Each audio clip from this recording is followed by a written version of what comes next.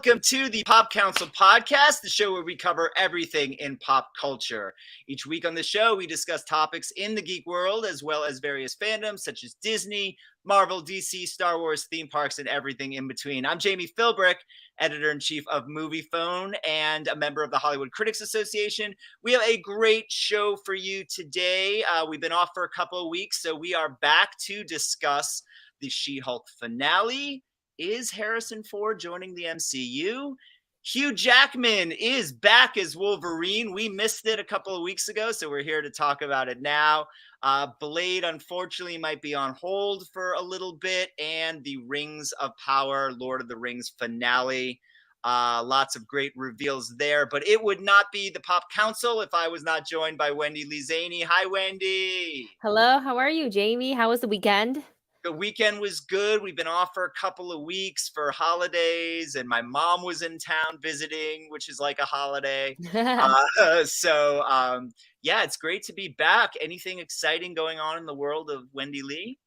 I mean, I went to a K-pop festival yesterday. That was a lot of fun. So what's interesting is this K-pop festival was called Camp, but with the K, with the letter Okay, K. of course.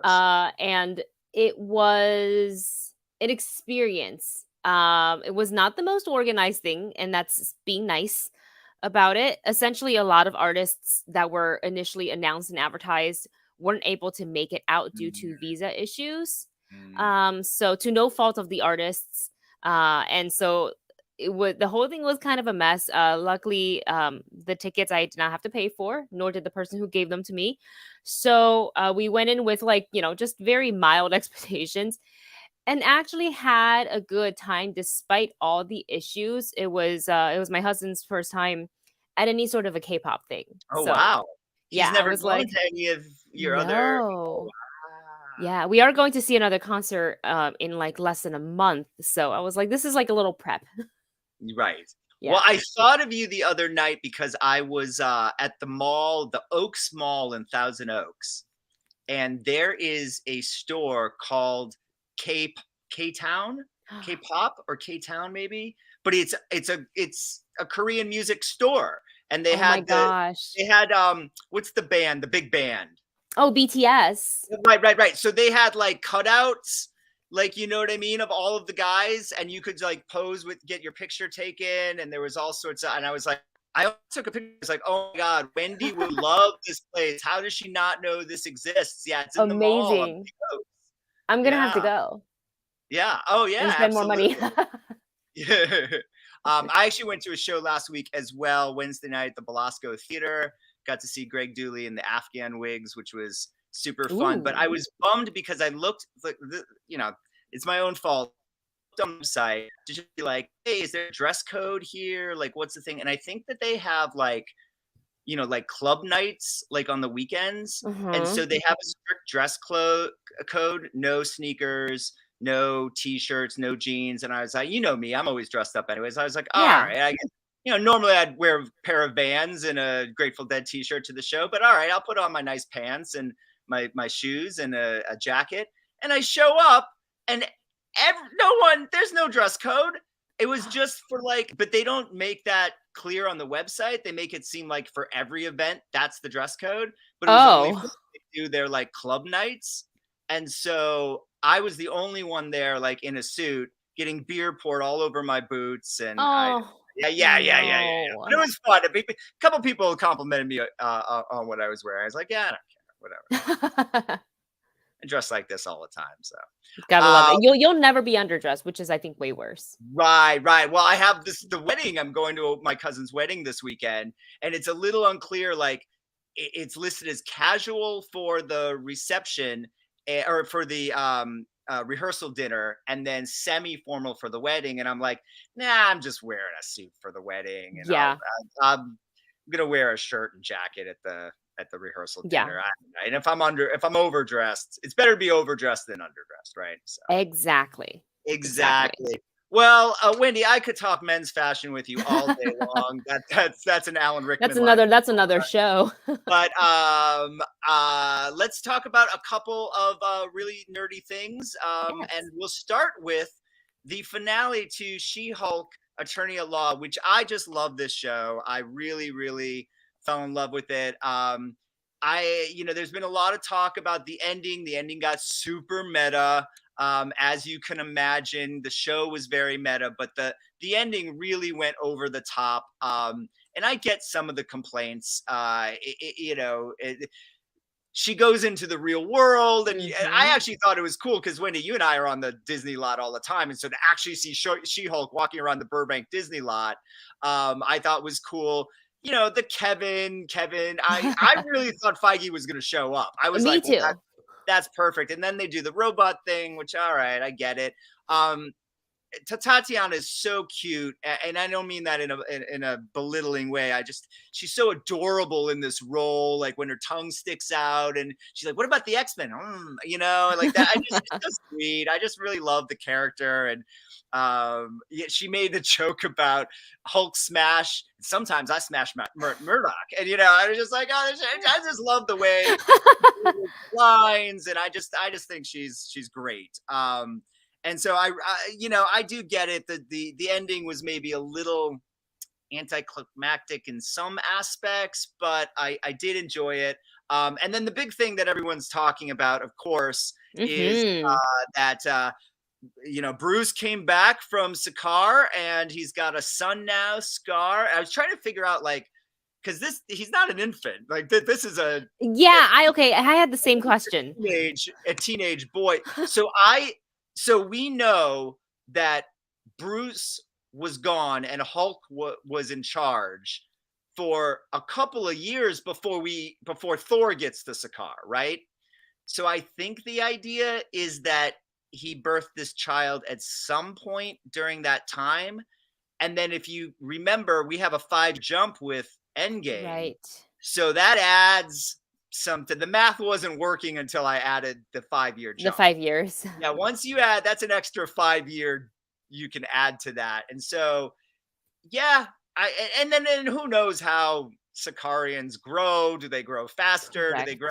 They always have that they can kind of lean on as well a little bit. So I think you have to put your head to it a little bit, but I think the math works out. But let me ask you, in general, what did you think, Wendy, of the finale, the whole series, but the finale and the meta of it all? And then also this aspect of Bruce's story. There's even a moment where I think Kevin is going to say, yeah, but Bruce was going to tell you about, save it for the movie, that kind of thing. How do you feel about sort of getting at least a little bit of sort of Bruce information and where this might be headed in the future movies?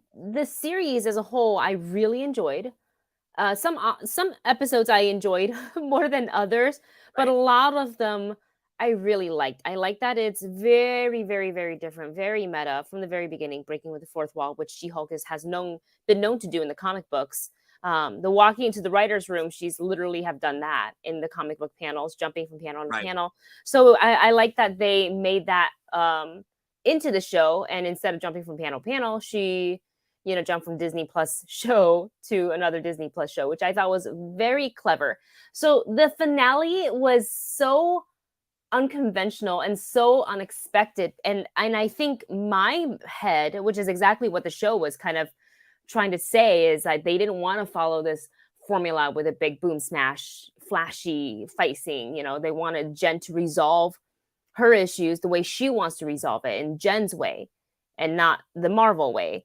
So I appreciate that. Like, it was fresh, it was different. I love the meta. I was cracking up the whole time because it was so wild and very unexpected. So I, in a way, was sort of expecting almost a traditional Marvel ending because of the way the previous episode, the penultimate episode, was teeing us up for, everything was blaring red and she wasn't able to control her Hulk rage almost, and everything seems to take a more serious turn. And I thought, oh, we're gonna go there. Wow, okay. And then we didn't, which I appreciate, because then that means the show maintained being the show that it was meant to be from the very beginning. But I was a little disappointed because I in a way wanted to see it not super. I didn't need the Hulk making a cameo because he already did. Right. You know, in the beginning, I didn't need like, you know, the big fight scene with like Titania busting through the wall and all of that stuff. But I did kind of want to see something go down between Todd and She-Hulk just a little bit more. But I appreciate the writing of it going out of its way for Jen to kind of lawyer Yes. the writers and Kevin to be like, well, here's how I really feel. And there was the argument back and forth. So she, you know, just a lawyer through and through. I appreciate all the little Easter eggs too. And she asked about the X-Men. She asked about, you know, like there's it like, did they hint at a season 2 or was that am I imagining this? They hinted at a season 2. They also hinted at a film appearance, but it Yeah. was unclear if they Of were talking about anything. her film or her appearing in a Bruce film, or they do sort of strike down the idea of her joining the Avengers, but I Yeah. didn't take that as anything other than just a joke at her Yeah. expense. Yeah. So, I mean, overall, it was fun. I had a really good time watching the show, and I had a good time up until the end. And in a way, I do want to see a season 2. I don't feel like the show would get one just because Disney Plus Marvel shows don't typically do season 2. Not that she doesn't deserve it, just that they don't No, we know typically do it. Loki's getting a season 2. Is Loki the only season 2 at this point? Confirmed, yes. We don't really know about Moon Knight. That's kind of Right. iffy. And I feel like we've heard Oscars hinting at the next appearances in the movies, which makes sense because he's a movie star. He's not a Yeah. TV star, so Yeah. that makes sense. Yeah. And to some degree, I think you could say the same about Tatiana. Mhm. I know she's done a lot. Probably more is better known for her TV work, but I mean, she was certainly her TV work was launching her into a film career, and I would Oh, have to yeah. assume that's why they cast her in this role, is so they have that gravitas when they go to the film. So I would be very surprised if we didn't see a season 2 or have some confirmation that she's jumping to the movies sooner than later. Um, Absolutely. I also, you know, my problem with a lot of the Marvel shows has been, and I've talked about this, the filler episodes. Mhm. And while there were certainly filler episodes of She-Hulk, I felt like they stood on their own better than any of the other shows filler episodes have. Do you know what I mean? Like the wedding episode's a filler episode, but it's a great episode. Oh, I had so There's a much fun watching that great, one. yeah, there's a lot of great character stuff that comes out of that. Do you know? In the same, you could say the same for the magician episode with Wong. You know, bit of Yeah. a filler episode, but a really entertaining episode, and helped move her story further with the dating and all that kind of, you know, and balancing She-Hulk and Jen. And so I think the series did a really good job of all of that. And then let me ask you follow up about the Hulk of it all. I mean, I know Scott, you know, it's interesting because Hulk King is referenced obviously, but it's not our Hulk King It's not the because leader. no, it's not the Not leader. yet. It's also not hulking from the comics, right? It's Mhm. it was Todd. Yeah. So then you have Scar, who's not wasn't really a young Avenger. That was hulking, but I could sort of. I mean, we've gotten so many young Avengers popping up now between, Mhm. you know, Kate Bishop, and we've seen the Wanda's kids, and you know a lot of these, and Patriot, right? We have him running around now, Uh-huh, don't we? uh-huh. So my first reaction was like, are we leading? You know, because it's possible they'll use Scar instead of hulking. Um, you know, and I don't see them using Iron Lad just yet, although now the Kang's being introduced. That could come since Ooh. spoiler alert, Iron Lad is actually a Kang. From in the comics at any rate. So yeah, where do you think they're going with this? Or is this just all leading to a solo Hulk? Wasn't going to be World War Hulk, but there was another Hulk comic they were going to adapt, right? That's like where Hulk attacks Earth. That one, Oh. Oh. something. Oh, Hulk, Planet? not Planet Hulk, Yeah. different one. But I think I thought we've heard that they're leading towards something with Hulk and Scar and all that. right. I mean, it's about time that Marvel makes a Hulk standalone movie. It's been a really long time. I think technically this Bruce Banner technically never had one because it was Eric Bana and This Bruce Edward Banner never had Norton. his own film. That's Yeah. correct. Mark That's Ruffalo actually never had in one. theory, Mark is playing Ed Norton, but Correct. yes, Mark Yeah. never had his own film. That's true. So I think as far if you want to get into like a little bit of the movie industry talk, I think they need to make a Hulk movie pretty soon so they can retain the rights, even though they own Marvel. So I don't think it'd go anywhere. I see. Now I know that a lot of the reason they haven't been able to do a Hulk solo movie, and the reason Uh-huh. that Planet Hulk is basically a subplot of Ragnarok, Yeah. is because they didn't have the rights because Universal still owned the full Hulk movie rights. Now they also owned Namor, which was what held up Namor from appearing. They worked something out, so I don't know if that's worked out for Hulk as well. Or Mm. I I tend to think that they've kind of worked out their Hulk problem and they can do a Hulk solo movie now. But I Yeah. know for a long time they couldn't because Universal held those rights. Yeah. So that's a little unclear. I'm not Wow. 100%. Someone else might know more about where that stands now, but at one point that was the case. I did a quick Googling while we're on the show here as far as Scar and his aging process. So Yes. it does say that when he emerged from, well, it says here, so I don't know how the movie or the show, how Disney Marvel is going to portray, but it says here, Scar emerged from a cocoon with the appearance and age equivalency of a human preteen. He matured rapidly in achieving a teenage appearance in just 1 year. Well, there you go. So then it's entirely possible. But Hulk hasn't been on Sakaar. For that long. Yeah, in at Within least just 5 one season of She-Hulk. Right. Yeah. Right. Right. Either within the one season or he hasn't been back there since Ragnarok. So, Right. yeah, with Marvel, they always play fast and loose. So we'll see what. They'll give us an explanation. Yeah. Yeah. They'll flush it out. But it was really someday. cool to see because we had all talked about, when he left the show. Right. And we're like, well, that's interesting. Everybody, almost everybody I knew speculated that he And was going to Sakaar. did you get a Fast and Furious vibe from that at the final scene? A Right. Like little that, bit. that It was was. like the family cookout. I'm actually not even sure they didn't shoot at the Fast and Furious house in the park. Like it looked very much like the end of a Fast and Furious movie. Family. That was kind of funny. Yeah, and I love Daredevil being there. It's just great. Yeah, that was great. Well, we're gonna stay with Marvel for a little bit here, and move on to our good friend John LaRocca. Had a Yes. big scoop on was it Thursday, late Thursday, I think. Late Thursday.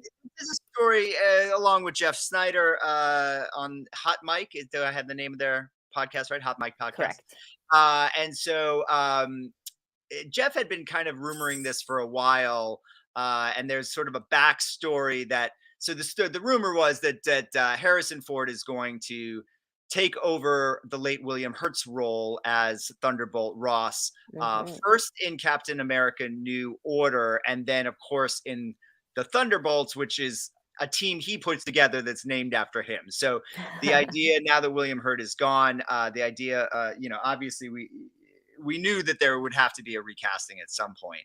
And I think Harrison Ford, obviously brilliant casting. The story behind it that Jeff had said was that they were going to announce this and bring him up with the rest of the cast at D23, but that Kathleen Kennedy put her foot down and did not want anything overshadowing Indiana 5 at that panel. So I tend to not think that I don't think it would have overshadowed Indiana Jones, but maybe she's right because maybe all we've been talking about is Harrison Ford's joining the Marvel universe, and instead, most people were walking away with, oh my God, Indiana Jones, so maybe she's probably right.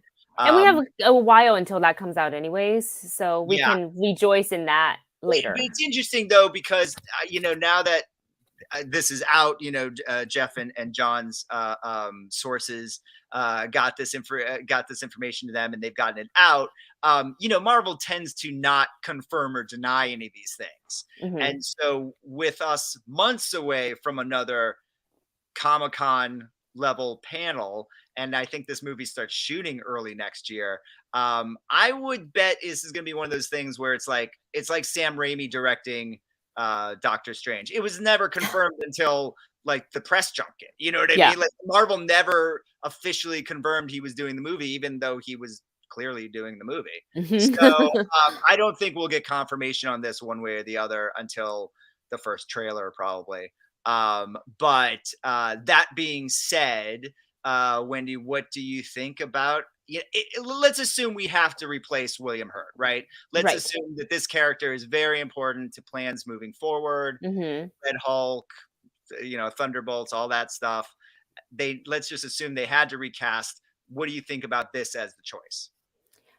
It's so hard to say no to Harrison Ford in any role. I'm actually surprised. I just didn't see him joining the Marvel universe, Right. but he is such a fantastic actor, and I believe on the short list along with Harrison was Sam Elliott, which would have been another really That good would have been choice. amazing. Well, you get the meta in casting Sam Elliott, right? I no. He was the original Ross in the Eric Oh Bana my movie. gosh, really? So That's right. Oh god, that movie it would was be so long brilliant ago. to have. Ah, It actually would have been brilliant to use him, right? And then oh he just man. plays the role. But with the whole meta, with the whole multiverse nonsense, too many fans would I'm guaranteeing you this is probably why they decide against it. Too many fans would be like, but is he from the other multiverse? Is he a different Yeah. That multiverse? means the Eric Bana one It would just exists. be too confusing, I think, with the multiverse thing because you have some actors, and we're gonna get to this, but Mm, is mhm. Hugh Jackman playing the Wolverine we've seen before? Is Hugh Jackman playing a different Wolverine? Like we don't know. Right. Yeah. So, and it might, but in Deadpool, they probably want to play with that idea, right? I think in this, they're just looking for an actor to step in and be William Hurt, and Yes. Sam Elliott might confuse too many people. And yeah, and Harrison Ford is great. And He he's a is bigger star, certainly. he's like world like my mom knows Harrison Ford. Right. Everyone knows who Harrison. Yeah. So no, I'm excited, and I know some people. I've seen the comments on the internet. Like people were worried about. He's obviously older now, and he did get injured on the set of Indiana Jones. So they're worried about his health moving forward for an action-filled Marvel movie. But I know that with Thunderbolt Ross and what the Red Hulk may play into that is that's why we have doubles and CGI. That so Right. Harrison does not have to do all of that. So I want to talk about the age thing, not from that standpoint of the physicality, Mhm. right? Mhm. Because I agree with you. Like basically, as Ross, he's not going to have to do anything that physical. No. If he does become Red Hulk, and that's done, with CGI and stunt doubles. Like that, none of that is what I'd be worried about. Mhm. What I'm more worried about is I've gotten the feeling from him over the last couple of years and his performances. I don't think he cares anymore. I think he's Oh. phoning it in. I think he's taking the paychecks, and I don't mean that in a bad way.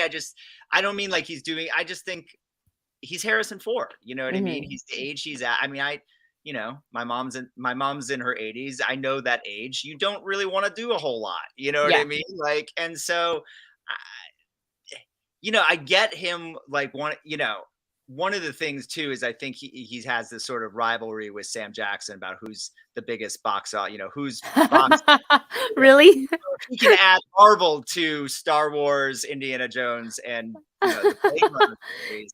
I think it's a fitting franchise certainly for him to join, right? Yeah. And then to say like I've been in Marvel, Star Wars, and Indiana Jones. Um, I just hope he wants to do it, and it's not going to be sort of.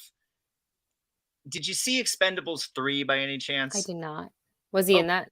he was, Okay. I and didn't see it. I'm hoping he doesn't give that performance. I think with this, he's working with a lot of people that he's have probably worked with in the past.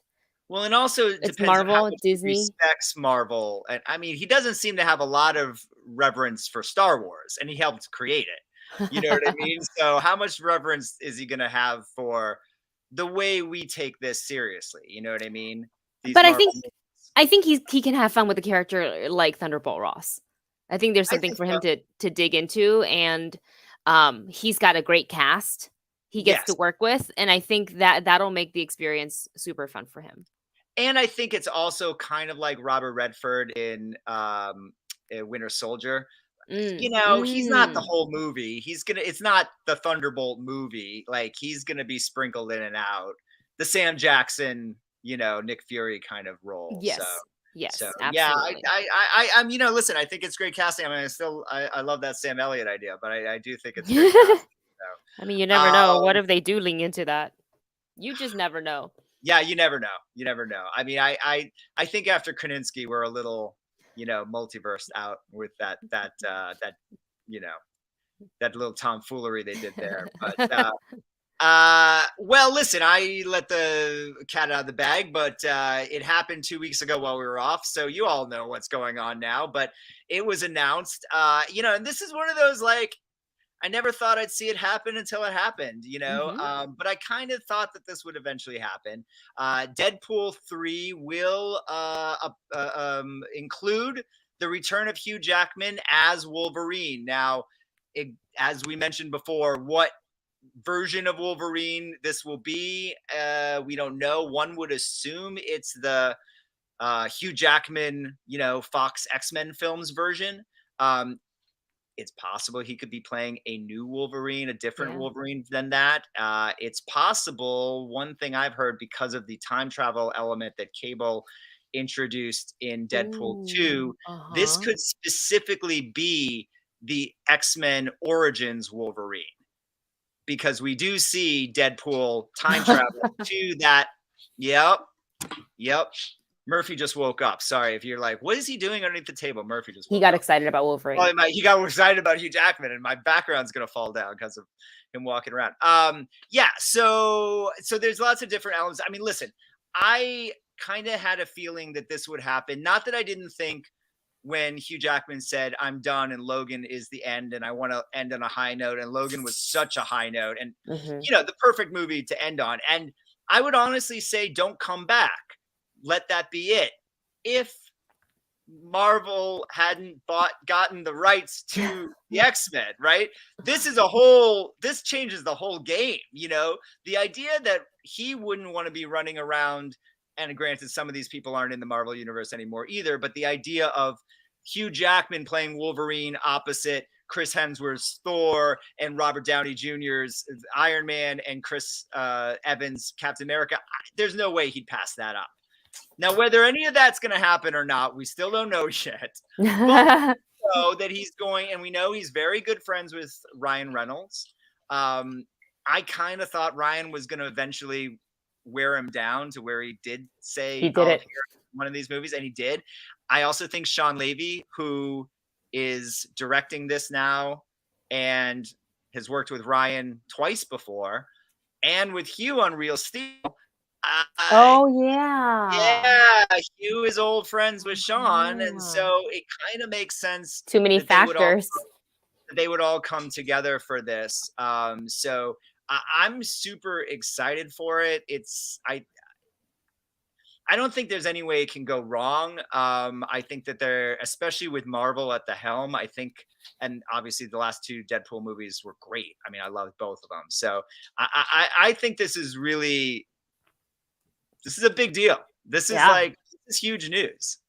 It was so unexpected. The way that it was announced was so in the flavor of Ryan Right. Reynolds and Deadpool, kind of in his own way. I love that we got it in a video and not at D23. It would have been huge at D23, but this was so Deadpool. So Deadpool. I mean, Ryan in his little soul searching video, he even was able to advertise his aviator gin, so it's great. I am very excited that Hugh Jackman's coming back as Wolverine because I know eventually he won't be able to play that role anymore, but like he's so good in it that I can't see anyone else. I mean, I could, but I would rather see Hugh Jackman in the role. What I'm slightly worried about is they've made such a big deal about this. I just hope that Wolverine is like in the movie and not like an X-Force situation. I don't think it'll be. I don't think it'll be that, but I am slightly worried. I do think it'll be no. I do think it'll be a major role. I think it'll be like the co-lead, maybe what Cable was in the second film. That'd be great. It does make me wonder where's Cable's role in this. Yeah, I kind of thought this was going to be the Deadpool Cable movie, the third one. But obviously, if you have the opportunity to get Hugh back and do the Wolverine Deadpool movie, you don't miss up that opportunity. And I also want to add to your point, like, you're right. There's going to come a point where physically he can't play Wolverine anymore, but he's not there yet. He's probably got another 5 or maybe 10 years where he could play this character somewhat believably. I mean, no offense, Mr. Ford, but we're going to see an 80-year-old Indiana Jones next year. You know what I mean? Like, no one in 1985 wanted an 80-year-old Indiana Jones. So, so I think Hugh's got this, he had a large window where he could still come back in. And so why not, right? If you can still do it physically, why not? And they'll have so much fun on this set. Oh my God. It's going to be so much fun. Yeah. And so it'll be chaos. I hope they bring back the other Deadpool characters, because I do feel like they created a nice little Deadpool family, especially with the second one. Yeah. But Wolverine would add to that. Great. And so it'll be really interesting to see, like I said, is he the old Wolverine? Is he a version of the old Wolverine? Is he the new Wolverine? Now, they have said that this will not, and it was tongue in cheek the way they sent out this information, but they did say in another video that because there's Wolverine died, the year that Wolverine dies, they're not up to that year yet in the Marvel movies. Because even with the time, so what happens in Logan will still right. So so the idea is that would still be his ending. Now, if there's time travel involved and you're taking him from X-Men Origins, then I don't think anything of Logan will be ruined. No, I don't think they want to touch that story. It's too good. It's too good. But definitely, and especially in the multiverse world of Marvel, there's a lot of different avenues to take that. So that's interesting. We'll see where that goes. Another Marvel story, and this is a sad one or unfortunate. We got news a couple of weeks ago that the director of Blade was leaving for, creative differences, I think was the reason given, as it always is. Usually creative differences or scheduling problems. I think this was creative differences. And so because of that, I think they were and now this has happened before, obviously, with Marvel movies. We had Ant-Man, Edgar Wright left right before it was about to go into production. We've had other Marvel movies where a very well-known director leaves sort of suddenly. Even Scott Derrickson, right, left. Doctor Strange, and then we get Sam Raimi. So usually Marvel is able to get a new director pretty quick. I have heard a rumor, I don't know if it's substantiated or not, that Michael Giacchino was contacted after the success of Werewolf because that might fit. But he is a very successful composer in addition to a budding director. And he doesn't have the time in his schedule to direct Blade right now. So now, whether that happened or not, I don't know. And whether that happened or not, and that led to them deciding to pause Blade because they couldn't find it, I don't know. But they have not been able to find a director to move in right away. And so they are pausing on production until they can get a director, which is always good to have a director when you start production. But Wendy, what do you think? I mean, is this bad news for Blade? Is this the first of bad signs? Do you think it'll end up happening, not happening? Where are we going with this? There's been a lot of setup for Blade, so I feel like it's got to happen pretty much on schedule. They could have some big plot holes coming in the future. Well, I think the director leaving, it's not such a unique thing to hear. Happens a lot in various different studios, movies, and TV shows. I think the smart thing that Marvel is doing is to know when to pause and not be afraid to pause and say, let's just not move forward until we get the script where we wanted and we get the director who can share our vision and is able to tell the story in the best way possible. I think Blade deserves that. I would like to see I'm blanking on the name, but the directors who lost out on Batgirl, because I think they're super talented. Marvel has already worked with them. Kevin Feige called them himself to, kind of consult them on, that very sudden bad news. Wendy, I would be surprised if their names weren't on a short list. 100%. I would be shocked if they haven't already been contacted about this possibility. And I think it's just they haven't announced the director because I think they have to make sure they select the right director for the project. Everybody's got to be on the same page as much as possible. So my worry is that they're pausing this and then all of a sudden they're gonna switch it to Disney Plus show or something like that. That would be the biggest fear. Yeah, I mean, it wouldn't be terrible because it'd be cool to see Blade in more than just 2 hours. Winner Mahershala Ali signed up for. I just would like to see him on the big screen. Absolutely. I mean, Oscar Isaac signed up to do a TV show first. Mahershala Ali did not sign up to do a TV show first. So, and then it's also interesting what you said. I mean, there are directors who come in and can, work with the script that's already in play and get the thing rolling and just sort of, shepherd the movie through production. We saw Ron Howard do that with Solo, right? Mm-hmm. And obviously that was a bit of a different, they were already shooting with the directors. But then there are directors who are going to come in and want to bring in their own writers and change the script and do different things and maybe go in a different direction. And so it's interesting. I think Marvel will probably be going towards a younger director or a director who's more of a journeyman director, like I'm blanking on his name, the director of the Ant-Man movies, Peyton Reed. He's a journeyman. He was always a journeyman director, not really an auteur like Edgar Wright, right? So he was able to kind of come in and get the movie made.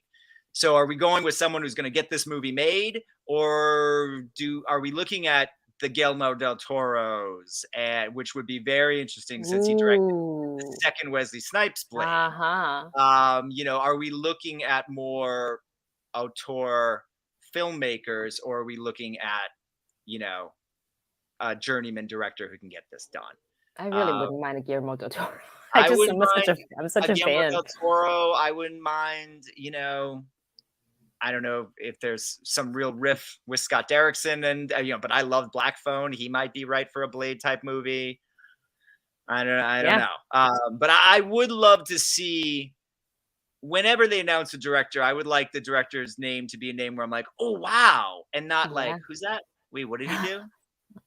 And you look him up and it's like, I fear it's going to be like, what did he do? But hopefully it's a wow, they got him, huh? So hope so. Really hope so. Yeah, because I think there's a lot of potential with Blade, and obviously we've been putting a lot. There's a lot of references. There've been vampire references ever since Loki, and we've seen them in She-Hulk, and we've seen a little bit.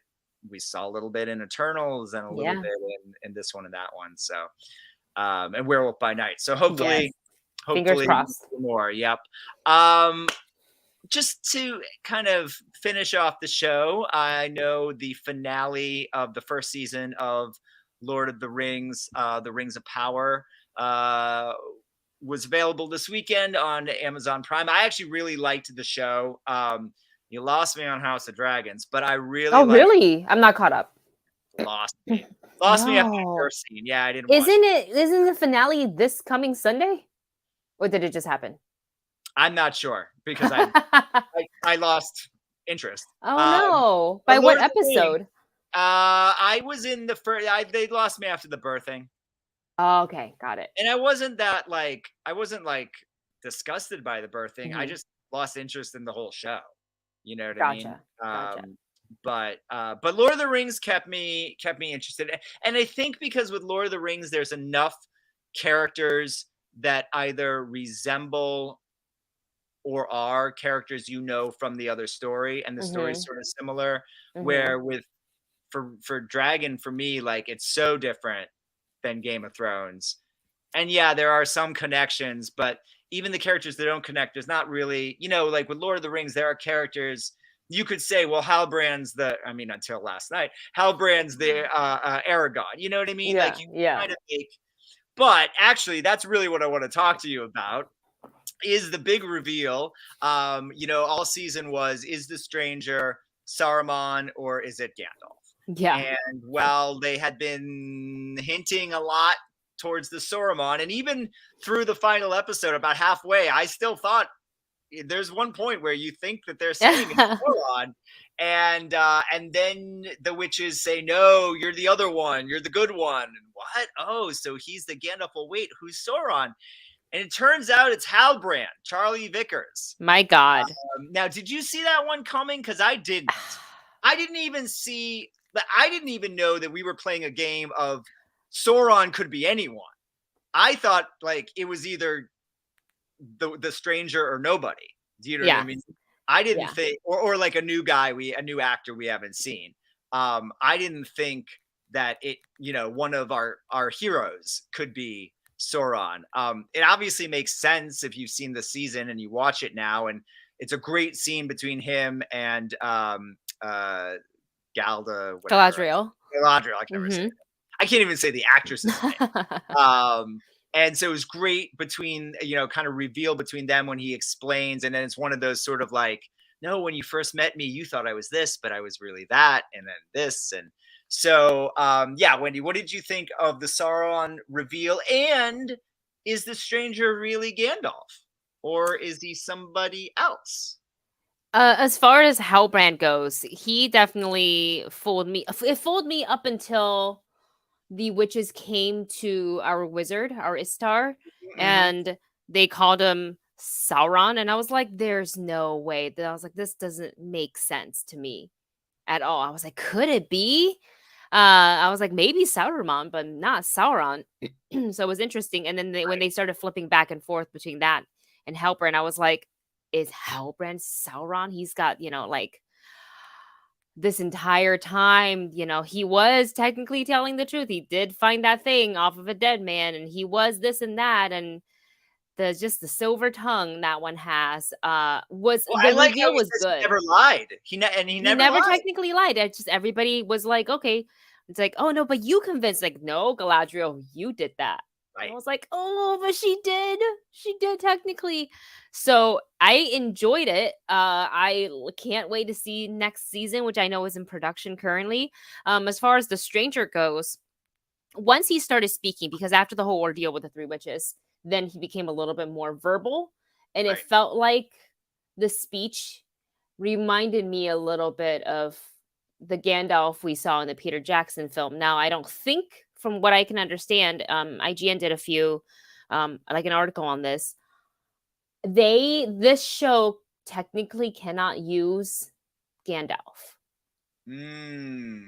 Apparently, they don't have the rights to that. I guess the Tolkien family didn't give that to them. They don't have that. Now, I know that they can't do anything that was like done in the Peter Jackson stories. Yeah, so Gandalf was... They can't use Gandalf because Gandalf wasn't... They can only use like the second... the second age name. The second age, right. Which I think is Mithrandir. Yeah, and Gandalf doesn't appear until the beginning of the third age. Yeah, so I think that is the case why that they're still not giving us the name, and it leaves a little bit of mystery as well to have that, like, and what's established is that he is a wizard. He's the wise one. He's the wizard. Yeah. He could be a Gandalf. He could be a Sauron. He could be a Radagast, or he could be just a wizard. Right. Well, because there's other wizards from that second age that I think Tolkien didn't even name in some of the books that they can use. So I think there's a theory that he might be one of them. I think that the show wants you to think it's Gandalf. Yes. Right? Like, they wrote lines that are almost the exact same lines that Ian McKellen says in Peter Jackson. Yeah. So the showrunners definitely want you now at the end of the first season to believe that's Gandalf. Mm-hmm. Whether it can actually be Gandalf. And from what I'm hearing from you, it sounds like it could be Gandalf. They just can't call him that. Yeah. Right. It could be. So, right. So, or you could, could be one of these other wizard guys. Yeah. But I think, for me, I feel like regardless of that, of Gandalf, not Gandalf, rights, the rights to the character. For me, the stranger needed to be good. He needed to be. I didn't want the stranger to end up being Sauron. No, me neither. Killing all the Harfoots. I mean, that's terrible. That's a terrible idea. So the fact that and then I like that the friendship with not Poppy, Nori. Nori's friendship, and that's really what brought the good out of him, and that's all great. So I really like the way they ended that, and Halbrand had become a very cool character as this sort of Aragorn wannabe type character, but wow, to make him the villain, to then reveal that, I thought that was really a great twist and a really good surprise, and they pulled it off. I thought they fantastic. I thought they pulled it off. It's a really good season. I mean, if you like the Tolkien stuff, I think they did a really good job with this.